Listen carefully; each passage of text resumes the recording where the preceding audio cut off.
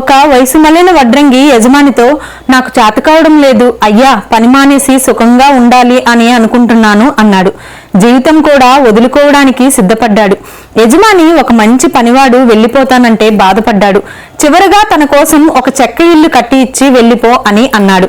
వడ్రంగి విధి లేక సరే అన్నాడు. కానీ పని మీద ఏమాత్రం శ్రద్ధాశక్తులు లేవు. నాసిరకం వస్తువులు వాడి అశ్రద్ధగా ఇల్లు కట్టాడు. గొప్ప కళాకారుడి అసమర్థత వల్ల నాసిరకం కట్టడం ముగిసింది. యజమాని ఆ ఇంటిని చూసి బాధపడి ఇంటి తాళం చెవి వడ్రంగి చేతికి ఇస్తూ, ఇది నా తరపున నీకు ఇచ్చే బహుమతి అన్నాడు. వడ్రంగి దిగ్భ్రాంతి చెంది, ఎంత పని జరిగింది, అది తన ఇల్లే అని ముందే తెలిసి ఉంటే ఎంత బాగా కట్టుకునేవాడిని అని బాధపడ్డాడు. ఈ కథ మనకి ఏం చెప్తుందంటే, జీవితం అనే మన ఇంటిని మనకు మనమే నిర్మించుకోవాలి. సాధారణంగా చాలా మంది ఈ విషయంలో అశ్రద్ధ వహిస్తారు. అందుకే తక్కువ స్థాయి జీవితాల్లో కూరుకుపోతారు. మళ్ళీ అవకాశం వస్తే అంతకన్నా గొప్పగా కట్టుకుంటాం, కానీ జీవితానికి మళ్ళీ రెండో అవకాశం రాదు కదా. ఈ రోజు మీ ఇష్టాలు, మీ దృక్పథం ఎలా ఉన్నాయో అవే రేపటి మీ అద్భుతమైన ఇల్లు.